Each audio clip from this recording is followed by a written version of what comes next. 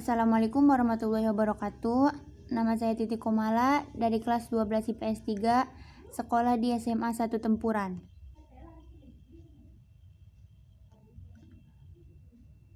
Pahlawan nasional dari Papua, Frans Kasiepo, Silas Papare, dan Martin Inday. Posisi Papua dalam sejarah Indonesia setelah kemerdekaan sebenarnya unik. Papua adalah wilayah di Indonesia yang bahkan setelah Republik Indonesia kembali menjadi negara kesatuan pada tahun 1950 pun, tetapi berada dalam kendali Belanda. Khusus persoalan Papua, berdasarkan hasil KMB tahun 1949, sesungguhnya akan dibicarakan kembali oleh pemerintah Republik Indonesia dan Belanda. 1 tahun kemudian, nyatanya hingga tahun 1962 ketika Indonesia akhirnya memilih jalan perjuangan militer dalam merebut wilayah ini, Belanda tetap berupaya mempertahankan Papua. Meski demikian, dalam kurun waktu selama itu bukan berarti rakyat Papua berdiam diri untuk tidak menunjukkan nasionalisme keindonesiaan mereka. Berbagai upaya juga mereka lakukan agar bisa menjadi Papua sebagai bagian dari negara Republik Indonesia. Muncullah tokoh-tokoh yang memiliki peran besar dalam upaya integrasi tersebut, seperti Frans Kasiepo, Silas Papare, dan Martin Inday. Frans Kasiepo. Frans Kasiepo 1921 sampai 1979 adalah salah seorang tokoh yang mempopulerkan lagu Indonesia Raya di Papua saat menjelang Indonesia merdeka. Ia juga turut berperan dalam pendirian Partai Indonesia Merdeka (PIM) pada tanggal 10 Mei 1946. Tahun 1948, Kasiepo ikut berperan dalam merancang pemberontakan rakyat Biak melawan pemerintah kolonial Belanda. Setahun setelahnya, ia menolaknya menjadi ketua delegasi Nederland New Guinea ke Konferensi Meja Bundar atau KMB di Den Haag. Konsekuensi atas penolakannya adalah selama beberapa tahun setelah itu, ia dipekerjakan oleh pemerintah kolonial di distrik-distrik terpencil Papua. Tahun 1961, ia mendirikan Partai Politik Irian Sebagai Indonesia atau ISI yang menganut penyatuan Nederlands New Guinea ke negara Republik Indonesia. Wajar bila ia kemudian banyak membantu para tentara pejuang Trikora saat menyerbu Papua.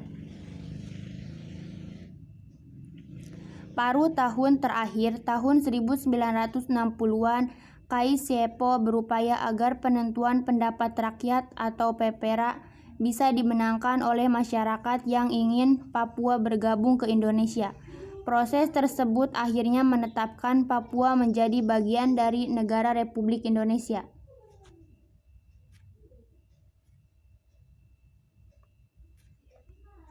Silas Papare. Silas Papare 1918 sampai 1978 membentuk Komite Indonesia Merdeka atau KIM. Hanya sekitar sebulan setelah Indonesia merdeka, tujuan KIM yang dibentuk pada bulan September 1945 ini adalah untuk menghimpun kekuatan dan mengatur gerak langkah perjuangan dalam membela dan mempertahankan proklamasi 17 Agustus 1945. Bulan Desember tahun yang sama, Silas Papare bersama Martin Inday dianggap mempengaruhi Batalion Papua, bentukan sekutu untuk memberontak terhadap Belanda. Akibatnya mereka berdua ditangkap Belanda dan dipenjara di Hollandia, Jayapura.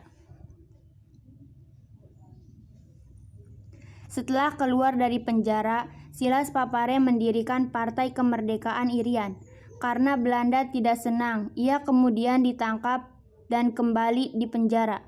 Kali ini di Biak. Partai ini kemudian diundang pemerintah Republik Indonesia ke Yogyakarta.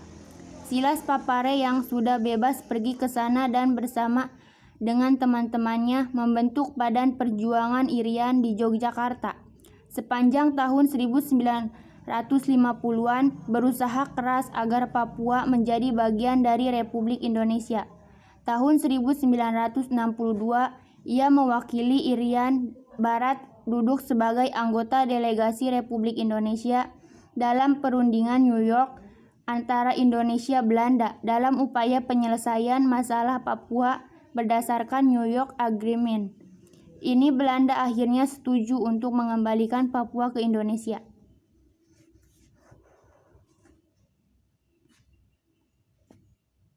Martin Inday. Martin Inday 1912 sampai 1986 sebelum Jepang masuk ke Indonesia adalah seorang anggota polisi Hindia Belanda. Namun, jabatan ini bukan berarti melunturkan sikap nasionalismenya. Ia bahkan pernah berencana bersama anak buahnya untuk berontak terhadap Belanda ke Papua.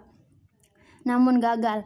Antara tahun 1945 sampai 1947, Inday masih menjadi pegawai pemerintah Belanda dengan jabatan sebagai kepala distrik.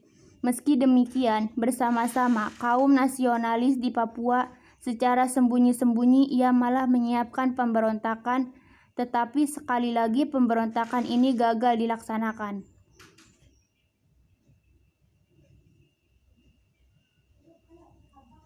Sejak tahun 1946, Martin Inday menjadi ketua Partai Indonesia Merdeka atau PIM. Ia lalu memimpin sebuah aksi protes yang didukung delegasi 12 kepala suku terhadap keinginan Belanda yang ingin memisahkan Papua dari Indonesia. Inday juga ingin mulai terang-terangan menghimbau anggota militer yang bukan orang Belanda agar melancarkan perlawanan terhadap Belanda. Akibat aktivitas politiknya yang kian berani ini, pemerintah Belanda menangkap dan memenjarakan Inday.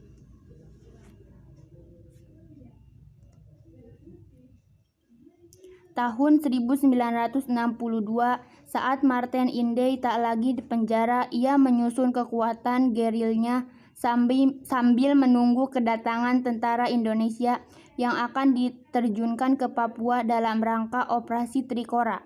Saat perang usai, ia berangkat ke New York untuk memperjuangkan masuknya Papua atau Irian benar-benar menjadi bagian Republik Indonesia.